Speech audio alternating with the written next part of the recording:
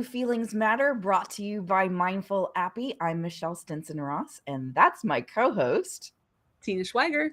Hey, Tina, how are you? I'm great today. How are you? I'm doing good. It's summer, it's hot, and I seem to be inside thinking about things a lot. How about you? I seem to be hiding from the 100-degree heat here in Texas. And so inside is a good place to be. Inside is a good place to be.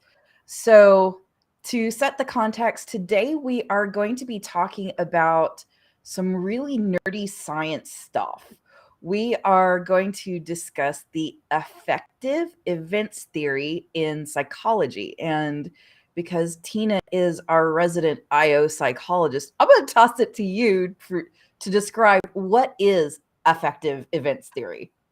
You know, I'm going to start with a personal story. And I Okay. think most people can relate to this because it's a little bit easier to just ease on into some of these science things with something a little bit more relatable. Oh, is it June 23rd? Today is June 23rd. And I would say that on March 23rd, 3 months ago today, I Mhm. was having my head cut open and I had a golf ball sized brain tumor removed from my skull, a craniotomy. And let me tell you, that is an affective event. To say the least. So that's the reason I bring that, and it was a benign tumor. I'm okay. The surgery went perfect, and I recovered very quickly. I have no remaining tumor, and I'm good forever. So, or at least until something else happens, right, with life. Mhm, mhm, Um, but that's why I bring that up, because these are the kinds of events that everyone at some point in their life experiences. They experience an event, and that event is can be fraught with a variety of emotions. Uh, those feelings include anticipation, kind of excited that we're going to get past it, and also a lot of fear, because let's say you're going to have your head cut open, you're going to be unconscious, you're allowing another human being to get up inside your brain and take a few things out and put a few new things in, and it's a little scary. And it's the kind of event that is an affective event, and mhm. that's what I've experienced. What have you experienced, any, Michelle? I'm sure there are a whole bunch. And as we get into that, I also want to tie this back to the fact that this is something that is absolutely applicable in the workplace. And the more I think about it, the more I think, yeah, there have definitely been some events that absolutely impacted my emotional well-being for the good, for the bad, for the whatever. And they happened at work because darn it, that's where I spend most of my time. Really? So, I mean, like the day that Tina said, "Hey, you want to work on this project with me?" was absolutely an event that just continues to give me joy. I am so glad that I said yes in that moment to that opportunity.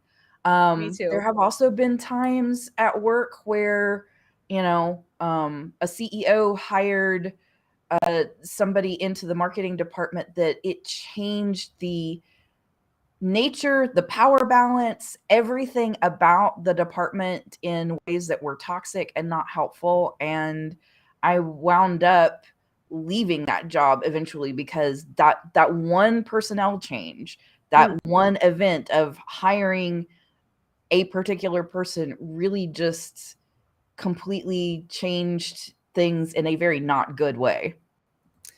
That's a really good example. The affective events theory, that's the sciencey term that's attached to this, Mhm. is just that. It's a term that means there is an event in the workplace, and that event is an emotional triggering event. And it can be a very kind of, I would call a small event, a Mhm. personnel change. You have a new manager. That's going to be an affective event for a small number of people, all the way to big events like a bankruptcy for the company, or a merger and acquisition. um, Good events, bad events, even a company picnic is an affective event.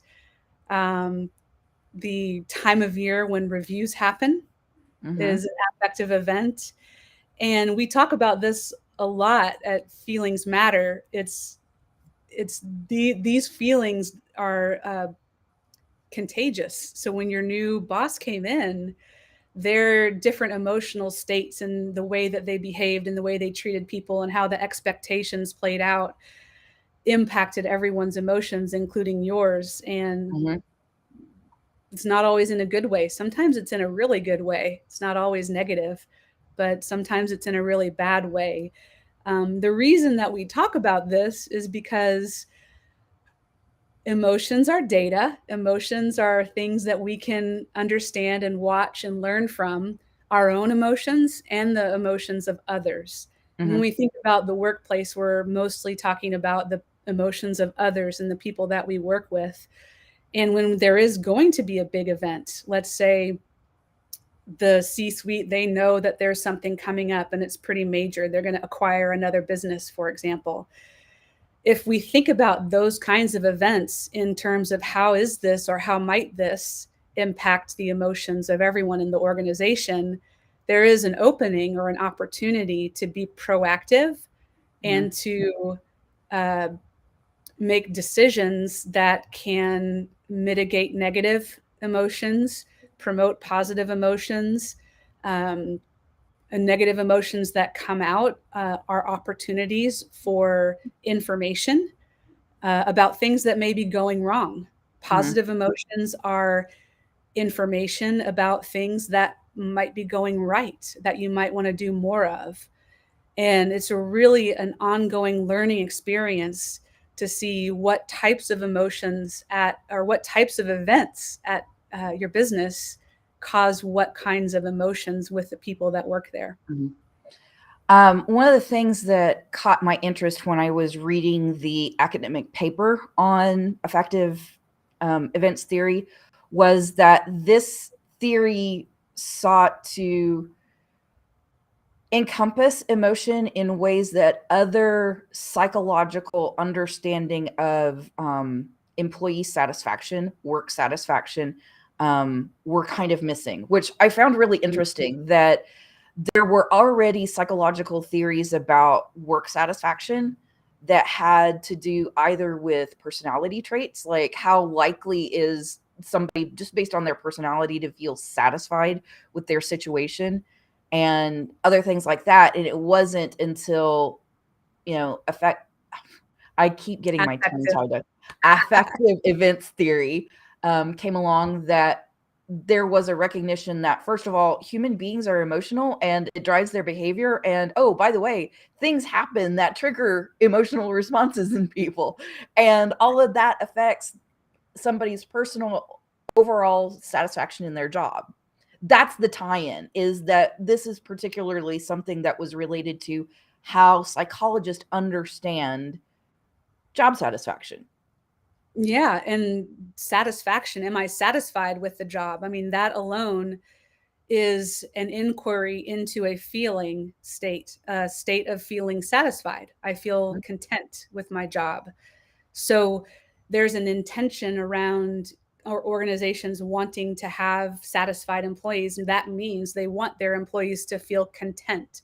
They want them Mhm, to feel satisfied. And let me tell you, there's a lot of other ways and other feelings going on.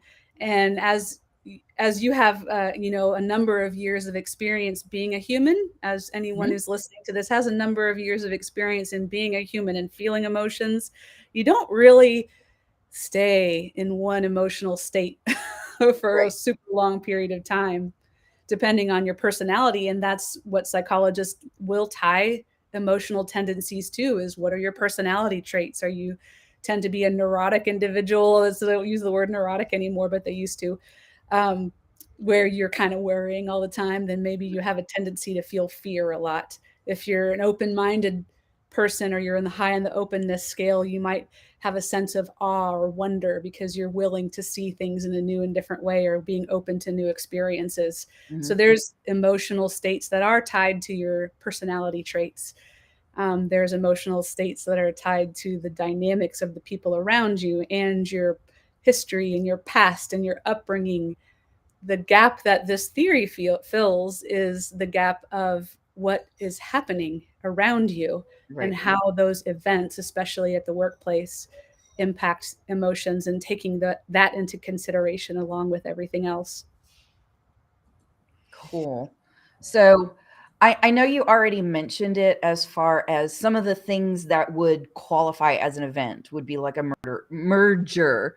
Oh my Murder. goodness. Our audio editor will have to cut that out.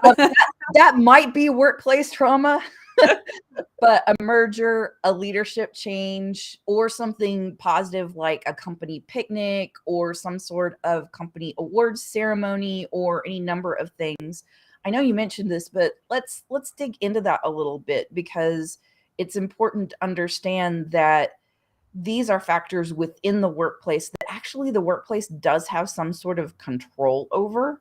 I mean, Mhm. as far as how they talk about this event and how it's going to happen, and that also impacts people's emotional response to it, right? Mhm. Yeah, I mean, you think about the reasons why you would have a company picnic. Well, before COVID, that's what we used to do a lot of, and maybe we'll do that again soon. We have those events to build connectedness between people who do work together all day, but maybe you work with a particular pocket of people and you need to get to know others in your organization a little bit better. This event, like a company picnic, is intended to foster positive emotions. Mhm. Have you ever been to one or at a company event? Does it always does it always foster positive emotions? I don't know. Maybe, maybe not. I can remember the same company that I wound up having to leave because of a leadership change also did a company event at the local minor league ballpark there in Round Rock. Mm, And oh my gosh, that was so much fun because we met people's spouses, we met people's children. It was a family friendly event where we got to see more of who our coworkers were as people, as parents, all that. So I could say in that degree, that particular event, at least for me, was a whole lot of fun. I brought my kids to it. They enjoyed being at the ballpark and enjoying. So yeah, I yeah. even though that was the same company, it Well, it was was a a very well-done positive event. event. It was done with intention to foster connectedness, and that, underneath, if you look into like the history of, I guess it's like there's a phrase for this, the whole study of evolutionary psychology. So we evolve in groups, and we evolve to be dependent on one another for our survival.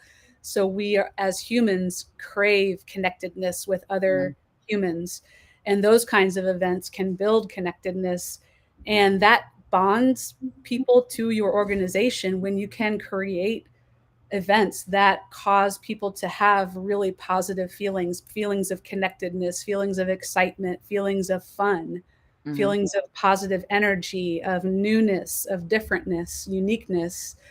um, when you can share that experience together, it does create this more modern group that uh, you will bond with, and mhm. that's a very positive thing to do, Yep. and it's a great example. One of the other things I want to ask you about, so those more business related Hi, Kenneth. events, like being bought out or merging with another company or things like that, where it's a business decision, right? But affective events theory tells us that that event is going to have an impact on people's emotions and possibly how they feel about continuing to work for that company. So Yeah, there's also an element of how do we communicate that in order to either foster something positive or mitigate something negative. great question. Let me turn off my notifications. Audio editor will have to edit that out too. I forgot to do that. You're watching it live. You get That's the the joy birth. of being live. Thank you. Yeah. So back to the example of the event at the ballpark and increasing connectedness. Let's say that that there's a really big event coming up. The company's going to acquire another company. You're going to have to merge two cultures, You're going to have to merge IT. You're going to have to bring together systems and people and processes that are not used to working together. Think about bringing them all together first and getting them to get to know each other. There's a lot of cost associated with acquiring another business. It's not cheap. And often, as in building a house or anything that you do that's a huge thing, it probably costs twice as much and take twice as long. Mhm. And so there's a pressure from your CFO or your financial team to keep those costs down. And it may feel like a superfluous thing to host an event where you all get together and do things that are simply intended to create connectedness, but it's an incredible investment. If you do that and you can create fun and you can create adventure, you can create an opportunity for people to connect with each other at a personal level. When the time comes for those teams to integrate, it's going to be a lot easier because they will have a point of reference. They won't be completely unknown entities. They'll be like, oh yeah, we spent time together at that company event and we talked about this, and I know this about your kids, and I know this about your interests, and I know this about your past, and I can have empathy for you and see you as a human and see you Mhm. for who you are. And and that connectedness, when you're on the verge of an event that could be disruptive in a negative way, there's a lot of data out there on those types of events. Buffer it with something that's really positive in Mhm. order to increase that connectedness and keep the business performing and not lose and develop cancers and things that eat away time and money. Very cool. So, as live viewers come on and spend some time with us, if you guys have questions, please feel free to pop those in the live chat and we will address them as they pop up. I've got another question for you, Tina, while we're waiting to see if anybody else has questions. Um, can we create events? Big, I mean, we've talked about like the big company picnic, but what about like smaller events? What Mhm. if it's just a team that maybe they need to work a little bit on how they communicate with? Can we create events that also? Absolutely. Yes, absolutely. This is such a fun opportunity. There's the opportunity to you have a job role in the world called customer experience or experience manager, employee experience, somebody whose job it is to mind the experience of those working in, or the customers. And you can design an experience like you can design a product. Mhm. You can design experiences with an intention of creating a certain feeling or evoking a certain feeling. It could be humor, could be optimism, it could be belonging, it could be feeling connected or feeling a sense of family or history. And we just had this amazing trip last week, diving into the history of an organization and the Mhm. passion with which it was formed, to create an event where you highlight that passion and the history and why the organization was formed and why it exists. That transfers that owner's or that founder's emotion, or that originator, early people. Mhm.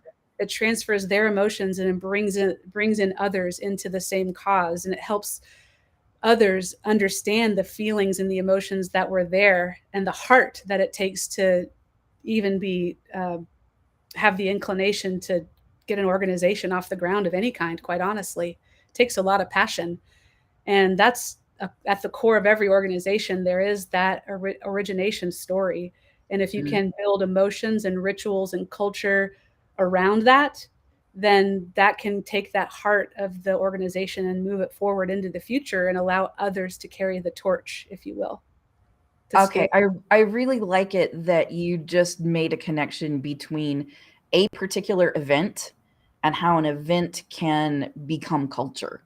Yeah. I think that's incredibly important for people to like stop and wrap their brains around for just a moment. Yeah, the word culture in a company setting, it's I think we gloss over that word a lot. It's used lightly or just as a thing, like a culture. But really, it's, in evolutionary psychology, the bond of a group of people is so important. And when we say culture, we really are talking about the characteristics of that bond that the group of people share. And if you think about history and culture, you have a phrase I really like, Michelle, called campfire moments. You Thank know, people in a group sitting around a campfire sharing oral history or sharing you. stories. Um, you have artifacts of culture. It could be visual symbols, concepts, physical objects. You have rituals, things that you do over and over again that you repeat to reinforce those norms, those cultural norms, and to create and reinforce those. And all of those, when done through the lens of affect, of emotion, and intentionally creating positive emotions around culture, it builds. It's just contagious. You know, it can grow, and it grows exponentially within everyone. It's very possible. Cool. So I want to take you back in time with me just a little bit. Let's When we go. first started Mindful Appy and we were working with our advisors at NAMI Central Texas, which big shout out to that organization. They were absolutely phenomenal to work with. They helped us a lot. And one of the things that they enabled us to do, even before we had like the net emotional index all worked out and some other things, they gave us an opportunity with a couple of clients to test out, does an event actually affect people's emotions, and can we measure that? And that's where I want to take this question about how Mm. do we measure the impact of workplace events, and kind of harken back to we actually have We have. data on that. We do. That there was an organization that they were working with, and they were performing an intervention. I would call use that word. Those are big words. It was a educational event. Right. So folks were given some training and guidance on stress management, stress, Stress management and empathy. There, we empathy. had we had two different organizations that we worked with to do I'm this. going to focus on the stress management one I because love it. we had a very interesting change. We measured people's emotions, and so we do that at Mindful Appy by sending an emotional check-in, a pulse. Somebody sends back an emoji that we have coded for certain emotions and levels of intensity of negative and positive emotion. We do that for a period of time, and then the affective event happens. The training on stress management happens, Mhm. and then we measure after. So there's a before and an after, and there's something in the middle. And when we did this measurement with an organization, I think it was maybe 30 people or so, Mhm. and they had stress management training, the amount of positivity in their emotions shot up by 250%. So it was dramatic. We were shocked. Mhm. I never would have expected it to have that much of an impact, but it did. Conversely, we did another one where they were giving a education on empathy, Mhm. which, if you think about an education on, it actually went down. The emotions went down after the education on empathy. Why do you think that might be? Because all of a sudden everybody else is more aware of the people around them. They're like, oh, okay, maybe we weren't doing quite as well as we thought we were, or oh, these everybody else's emotions are harder to process. This is not easy. But the point of what we were doing was not to a particular outcome. We weren't looking to change people's emotions in any particular way, but more so, could we actually capture the change that happened because of an event? And we absolutely were able to do that. In our results oriented culture, we want to say that there's a drive to an outcome of having positive emotion, and Mhm. that would be what we would how we would define success. And I would counter that with all emotions are relevant, and all emotions are data, and the success is simply in the measuring. Mhm. Because when you are measuring and when you are asking, there are things that are happening. People are being asked to how they feel, which feels good to be asked how Mhm. you feel, that somebody cares. They're taking a moment to stop, build their self awareness, and respond with how they feel. And then you have an event to tie it to. So you could try a different event and see what happens, or you could tweak an event and see what happens. You could, maybe you want to be maintaining a status quo and you want stability and focus. Maybe your emotions are dropping and you want to build more positivity and more connectedness. There's a lot of outcomes that you could be going for. It doesn't necessarily mean that 250 positivity increase is like, it's just astounding, quite frankly. So that was for me something that was really remarkable. Just the fact that we could collect this data by asking people to give us an emoji was an absolutely outstanding result and an outstanding validation that experience sampling method done this way was we got it. We were able to accomplish what we set out to accomplish, which was capture that shift in emotion, and we enabled that to happen with something that was extremely easy to access, did not take the participants a lot of time to do it. Can you kind of make the connection between experience sampling and the affective events theory? yeah, I mean, an event is an experience. Mm-hmm. And you sample people's feelings before, during, after an experience. You have data points that you can compare to one another. That's about it. And Simple. I know we've talked about it before, but it's been a while. Can Mm. you kind of give people just a tiny bit of history of the experience sampling method? Our since we've spoken about it, I believe Mr. Cheek-Sent-Me-High has passed Yes, he has. on, but he is in the 70s originated this data collection method with the inspired by pagers and the ability for a pager to interrupt you. And back then, the pager would interrupt you, and then you'd have a sheet of paper with a positive and negative affect scale and some questions on what you're doing in the moment, maybe what you're thinking. And he created all kinds of amazing models with that. Like what makes an athlete or a musician or an artist experience flow, or the characteristic of losing a sense of the passing of time, Mm-hmm. of stress reduction, heart blood pressure reduction, all kinds of positive things that can happen when you get in a state of flow. Like all of that was all that data was gathered with experience sampling, and all of those models were proven, or mostly proven through experience sampling and getting a sense of what people are experiencing in the moment. And we have been able, thanks to an advancement in technology, we no longer have to do this with pagers. All of us have a smartphone in our hands with an emoji keyboard. Mm. We've taken the leap that technology has given us and kind of combined, knowing that an event can impact somebody's emotion, and an easy way to collect that emotional data in the moment of the event, and created something that I really feel like is useful to business. It's like now we're kind of taking away the mystery of it all and the difficulty of squishy emotions, and I going, wait a know. minute, we can collect this as data and actually make it actionable. Yeah, you really can. I invite you to give it a try.